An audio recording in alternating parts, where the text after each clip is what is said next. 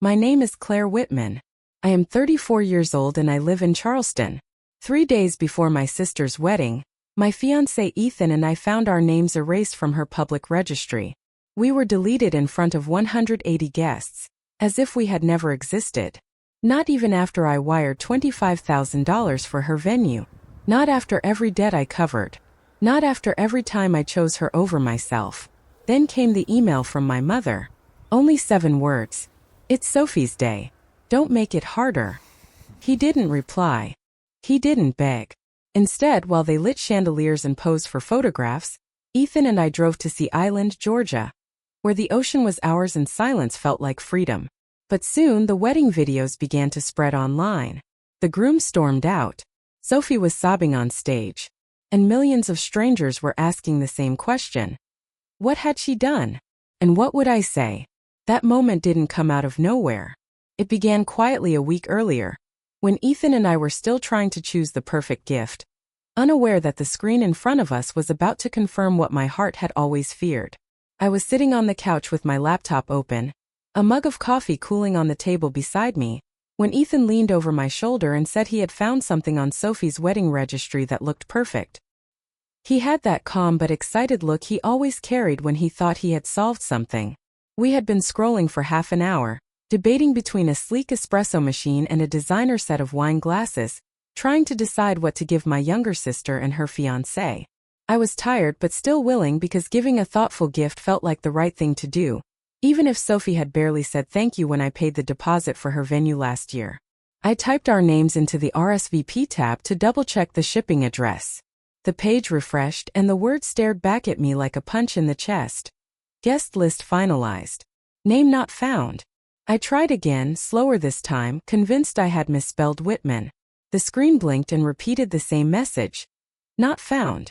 I clicked the drop-down menu, scrolled past line after line of names. Friends from college, distant cousins, business partners of my father, even her old roommate who once told her I was too intense. 180 names neatly arranged. None of them were mine. None of them were Ethan's. I felt my stomach twist, not with shock, but with the kind of dull confirmation that comes after you have always suspected something. Ethan frowned, leaning closer. Try my name, he said. I did. Same message. Not found. He sat back, jaw tightening. This has to be a mistake. No one just deletes family off a registry. My hand hovered over the mouse. Maybe it was a technical glitch. Maybe Sophie forgot to add us back after some update. My heart wanted an explanation, but the sinking weight in my chest knew better. I clicked refresh again, desperate for a different outcome. The names didn't change. It was final. A part of me wanted to laugh at the absurdity, at the cruelty of being erased in such a public and casual way. If anyone else searched, they would see we weren't on the list. As if we never existed. Ethan shook his head slowly. I'm going to call her. I put my hand on his arm. Don't. I already knew what would happen. Sophie would brush it off, tell me it wasn't personal, that I was overreacting, that it was her day. The same script she had rehearsed her whole life. Only now, she had the power of deletion to back it up. I closed the laptop but the weight didn't lift. The silence between us felt heavier than words. Then my phone buzzed on the table. A new email. My eyes flicked to the sender and froze. Valerie Whitman. My mother. I clicked it open, hoping for clarity, maybe even apology. Instead, 7 words sat cold on the screen. It's Sophie's day. Don't make it harder. No greeting. No explanation. Not even a signature. My throat burned. She hadn't even tried to pretend this was a misunderstanding. She had sided with Sophie in the simplest, bluntest way possible, by cutting me out with a single line. Ethan read over my shoulder, his face darkened. That's it? That's all she has to say to you? He looked at me like he expected me to crumble. But he didn't. I just sat there staring at the words until they blurred. I wasn't sure if I wanted to cry or throw the laptop across the room. Instead, I pressed the lid shut and pushed it away. I stood up and walked to the window, pulling the curtain aside. Outside, Charleston glowed with late afternoon light. The streets lined with magnolia trees, couples strolling by with paper coffee cups in hand. The city alive in its soft, ordinary way. Inside, my world had shifted with a single confirmation. I was not invited. We were not invited. Ethan stood behind me, his reflection in the glass. He touched my shoulder gently. This is insane. You paid for that venue deposit, Claire. You were there every time Sophie needed something. And now she deletes you like you are some distant acquaintance. I didn't answer. My mind spun back through years of moments where I swallowed anger, where I let Sophie's needs come first, where I made myself smaller so she could shine brighter. It had always been like this. But never this blatant. Never this public. It was one thing to be overlooked. Another to be erased. I turned from the window, meeting Ethan's steady eyes. There was no outrage in mine. Only a calm sharpness that scared me more than tears ever could. I whispered, "She didn't just cut me. She cut us." He nodded. Yes. Anger simmering beneath his calm exterior. So what do we do? For a long moment I didn't answer. My heart was pounding but my hands felt strangely steady. I sank back onto the couch, picked up the cold mug of coffee and took a sip. The bitterness grounded me. I set it down carefully. "We don't beg," I said quietly. "Not this time." The hum of the air conditioner filled the silence. Ethan sat beside me, still watching, still waiting. I leaned back and let the stillness settle over me like a heavy blanket, one that carried both hurt and clarity. Somewhere inside, I knew this was not the end of the story. It was only the first cut. The first undeniable proof that I was never meant to be part of their perfect picture. And for the first time, I felt the cold edge of something different rising in me. Not rage. Not grief. Something sharper. The quiet certainty that I would not play their part anymore. I thought back to all the years that had shaped me into the person who never asked for more. The one who was always expected to step aside. My father, Richard, had perfected the art of comparison. Sophie's laugh was brighter. Sophie's style was effortless. Sophie would make him proud someday. I heard it so often that it became background noise, like the drone of a lawnmower on a Sunday afternoon. My mother, Valerie, played her own role in it. She did not raise her voice, but she had a way of asking me to give in with a kind of tone that left no room for refusal. "Claire, let your sister have this. Claire, she needs it more than you do. Claire, don't make things harder." The words never sounded cruel, but they carved away at me year after year, until I learned to bend without even noticing I was bending. In 2011, I received a letter that should have changed my life. A full scholarship to Duke's MBA program. I remember sitting in the kitchen with the envelope open in my hands, my pulse hammering in my throat, thinking this was my chance to finally carve something out for myself. But that was the same year Sophie claimed she was too overwhelmed to be alone in New York, and my mother sat across from me with tears in her eyes, saying she worried about leaving her youngest without support. She asked me if it was really the right time to leave.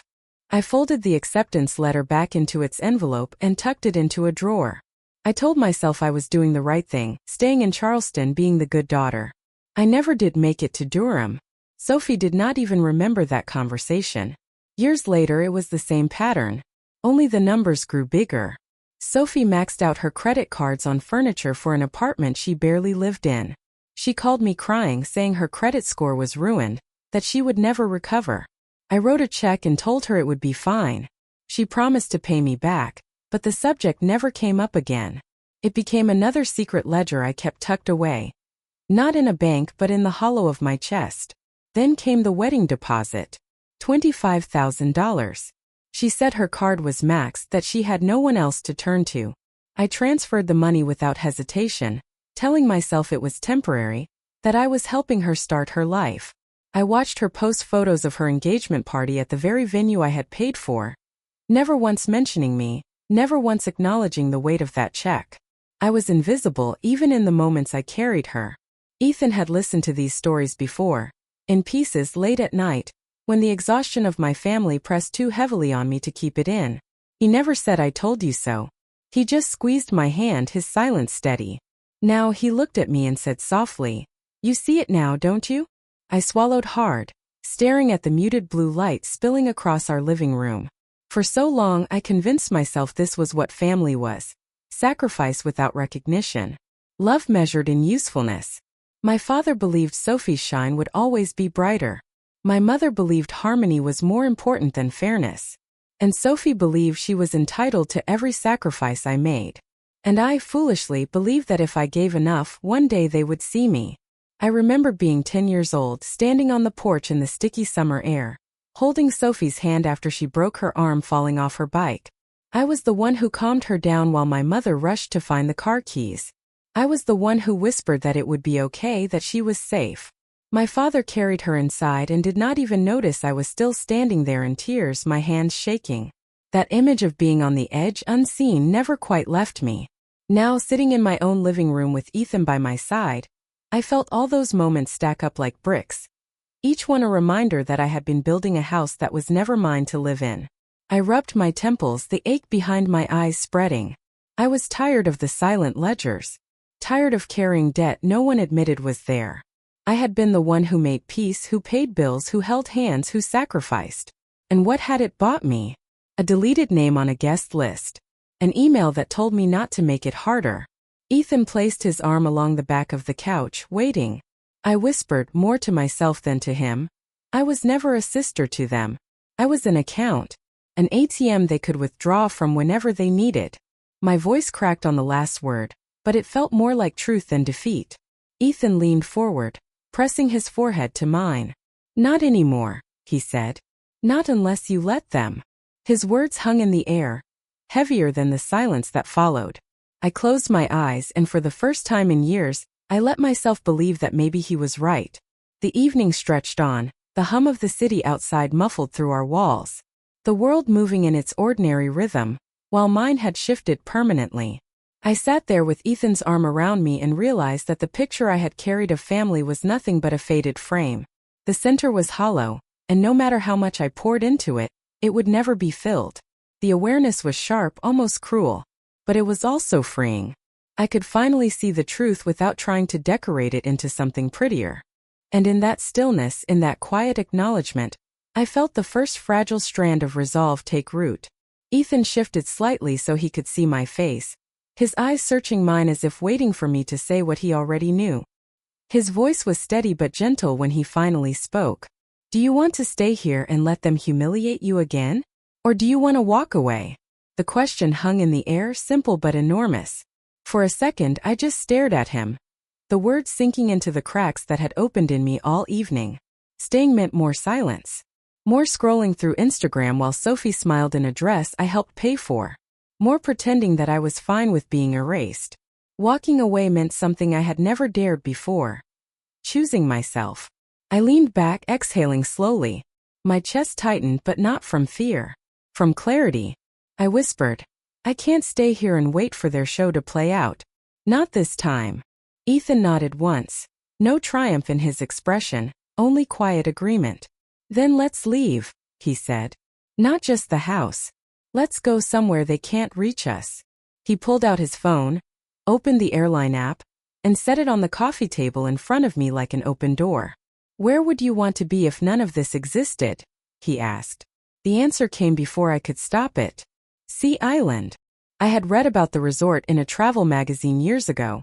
A secluded stretch of Georgia coastline where the wealthy escaped to golf courses and quiet beaches. It was close enough to drive in a day, but felt a world away from Charleston. I wanted the kind of silence you couldn't buy with flowers or forced apologies. I wanted the sound of waves instead of Sophie's voice. Ethan smiled faintly, already typing. Then Sea Island it is. I watched his fingers move across the screen, pulling up flights and hotel reservations. My heart pounded with something I didn't expect. Relief. Like stepping into cold water after hours in suffocating heat. I picked up my own phone, swiped to my calendar, and found the bright block of text that said Sophie's wedding. With one flick I deleted it. Then I opened the family group chat, the same thread that had been filled with venue photos and dress fittings, where my comments were ignored and Sophie's were praised. My thumb hovered for only a moment before I hit leave conversation. The bubble vanished, and with it, the last tether that kept me bound to their show. Ethan glanced up at me, as if checking to see if I regretted it. I didn't. Not even a little. I felt lighter, like someone had opened a window in a suffocating room. He reached for my hand and gave it a squeeze. Proud of you, he said quietly. I didn't answer. I just squeezed back. The night stretched past midnight as we made plans. We chose a hotel overlooking the ocean, booked 2 tickets for a morning flight to Savannah, and arranged for a rental car to take us the rest of the way. Ethan handled the details while I sat curled on the couch, watching him, realizing how different it felt to plan something for myself rather than for someone else. For once, I wasn't coordinating a family holiday, not arranging a dinner Sophie would later take credit for. This was mine. When the confirmation emails came through, Ethan slid his phone toward me so I could read. I smiled, the first real smile I had felt in days. "We're really doing this," I murmured. He leaned back, folding his arms, his expression softening. "You deserve to breathe, Claire. Even if it's just for a week. You deserve it." I got up and walked to the kitchen, poured myself a glass of water, and leaned against the counter. The apartment was quiet except for the hum of the fridge and the faint sound of traffic beyond the window. My chest rose and fell slowly. I thought about all the years I had stayed in Charleston, waiting for scraps of recognition, waiting for the role of good daughter to finally earn me a seat at the table. Now I was walking away, not with a scream, not with a fight, but with a quiet decision to stop playing. I carried the glass back to the couch and sat beside Ethan again. The clock on the wall ticked toward 1 in the morning. We would have to pack in just a few hours, but I wasn't tired. I opened my laptop. I clicked through my files and found the scanned receipt for the $25,000 deposit I had wired to Sophie's wedding venue. I stared at it for a long moment, then dragged the file into a new folder I named simply Records. I closed the laptop with a calm finality. Let them pay their own bills from now on. Ethan stretched, yawning, then pulled me close until my head rested on his shoulder. "Tomorrow," he said. "Tomorrow we're gone." I nodded against him.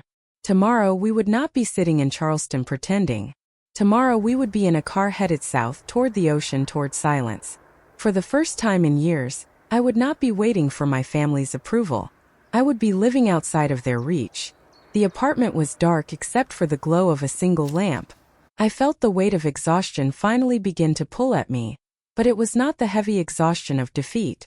It was the kind that comes after making a choice you had avoided for too long. As I closed my eyes, I pictured the shoreline of Sea Island, the tide stretching wide, erasing footprints as if to remind me that leaving is sometimes the cleanest answer. I let that image stay with me as I drifted into sleep, the decision already made, the first step already taken. The morning sun poured through the blinds before I was ready to wake, but my mind was already alert, racing ahead to the day. We packed quickly, tossing swimsuits and sundresses into bags, Ethan sliding his laptop into its case and double-checking the flight confirmation. By noon we were at the airport, moving through security with a steady rhythm of people who had decided not to look back. I watched the Charleston skyline shrink from the plane window, the familiar bridges and rooftops dissolving into clouds. I thought of my parents somewhere in their house across town, Sophie in her final fittings, the hum of preparation buzzing on without me. For the first time I didn't feel the urge to be part of it. I felt only relief. We landed in Savannah, picked up the rental car and drove toward the coast. The farther we went, the quieter the world became. The roads narrowed, lined with moss-draped oaks that arched overhead like watchful guardians. When we finally pulled into the resort at Sea Island, I felt like I had stepped into a different life. The lobby smelled of jasmine and salt air, the marble floors gleaming. The staff greeted us with genuine warmth. A concierge handed me a glass of chilled citrus water and welcomed us by name, as if I belonged here without question. Our room overlooked the ocean, floor-to-ceiling windows opening onto a balcony where the horizon stretched endlessly. I dropped my bag on the bed and walked straight out to the railing, the salty wind tugging at my hair, the sound of waves breaking steady and sure. Ethan came up behind me, slipping his arms around my waist. "Worth it already," he murmured. I nodded, unable to find words big enough for the release I felt. That evening we walked down to the beachside restaurant. Lanterns swayed gently in the breeze, their lights scattering across white tablecloths. We sat at a corner table overlooking the sand, the sky blushing pink as the sun dipped lower. Ethan ordered grilled snapper, and I chose shrimp with citrus glaze. For the first time in weeks, I let myself enjoy the simple act of eating without the weight of what waited back home. We clinked glasses of chilled wine, and he asked me where I saw us in 5 years if family drama did not dictate everything. The question made me laugh softly, because I had never let myself imagine it. I thought for a moment, watching the waves. I want mornings without tension, I said. A house filled with music instead of silence. Work that grows because of my choices, not because I was proving myself to people who refused to see me. Ethan smiled and reached across the table for my hand. That's exactly where we're headed. But even in that glow of contentment, a shadow crept in. My mind drifted back to the $25,000 I wired to Sophie's venue, the balance I carried silently while she posted pictures of chandeliers and flower arches. I thought of the emails she sent me, full of demands, followed by radio silence when she got what she wanted. Sitting there in the soft golden light, I wondered how I had let it go so far. How I had convinced myself that love was measured by the bills I paid. The food in front of me was rich with flavor, but there was a sourness I could not swallow, the bitterness of knowing I had been erased by the very people I funded. Later, back in the room, I slipped into a sundress and walked out to the balcony again. Ethan handed me a glass of something bright and cold, garnished with lime. I held it up against the fading horizon, snapped a picture with my phone, and typed a caption without thinking. Glad I wasn't invited. Turns out I had front row seats anyway. I posted it and set the phone face down on the table. The sound of waves filled the silence between us. The truth carried out into the digital world without me needing to explain further. For a long while we just sat there listening to the sea. Ethan leaned back in his chair, eyes half closed, a small smile playing at his lips. I let the breeze lift strands of my hair. The salt air cool on my skin. Felt like freedom. Even if temporary. Even if fragile. My chest loosened in a way I had not known was possible. The buzz of my phone broke the calm. I ignored it at first, not ready to let the outside world seep in. But it buzzed again.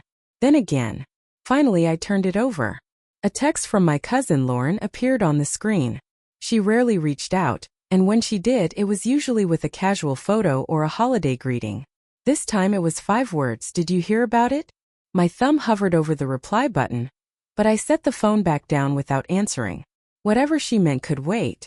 The ocean was still here, the night still soft, and I wasn't ready to let anyone pull me back into their orbit.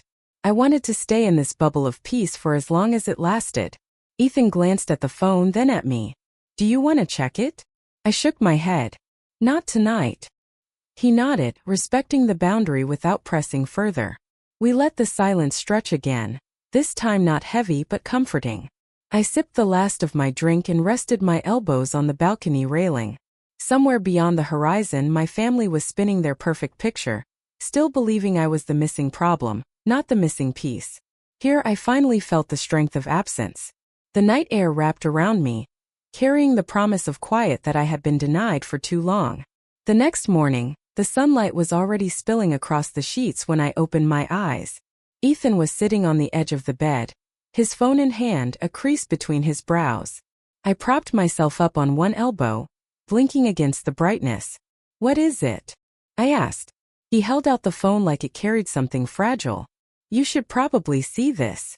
I took it, expecting another text from Lauren or maybe some passive comment from my mother. Instead, a TikTok video filled the screen. The first frame was shaky, filmed from somewhere in the middle of a crowd. Music played faintly in the background, strings and soft piano. Then the camera shifted, and I saw Sophie, my younger sister, in the satin gown I had glimpsed in fitting photos, standing at the altar with her veil slightly askew. She was clutching a bouquet so tightly her knuckles were white. In the next second, the camera panned to a man in a tuxedo, Mark Dalton. He was striding away, his expression hard, jaw clenched. 2 groomsmen chased after him, failing to slow him down. The guests' voices rose in confusion, some gasping, some whispering. Sophie spun toward him, her voice cracking through the speakers. This isn't my fault. Somebody talk to him. She lunged forward, but he kept walking, pushing past the rows of chairs, disappearing from the frame. The video ended abruptly, cutting off with Sophie's face twisted between disbelief and desperation. I stared at the screen, my pulse steady but my breath catching in my chest. Play it again, Ethan said quietly. I did. This time watching every detail. The flowers arranged in perfect symmetry, the guests craning their necks, the way Sophie's shoulders slumped as the man she was supposed to marry walked away in front of everyone. When the clip ended again, I handed the phone back. How many views? Ethan swiped down. Over 300,000 already. It was posted 2 hours ago. My lips pressed together, not in a smile, not in shock, but in a strange calm. Karma had its own timing. Ethan leaned back against the headboard, shaking his head slowly. I have to admit, I did not see this coming. I pulled my knees to my chest, resting my chin on them. I didn't this exact scene, but something. Sophie had always lived on borrowed balance, always shifting blame until there was no one left to catch it. Eventually, someone was going to walk away. It just happened to be the man in the tuxedo. Another notification pinged on his phone. He opened it and let out a low whistle. More clips. Different angles. People are stitching it already. He scrolled, showing me another video. This one from closer to the front. Sophie's makeup was streaking down her face as she cried out, insisting he was overreacting, begging someone to fix it. Guests exchanged uncomfortable looks, some standing to leave, others still frozen in their chairs. I set the phone on the nightstand, my hands folded in my lap. I wasn't gloating. There was no thrill in watching my sister unravel. What I felt was stillness. Like the air after a thunderclap. Heavy but clean. For years I had been the one patching holes, covering cracks, spinning excuses to keep our family's image intact.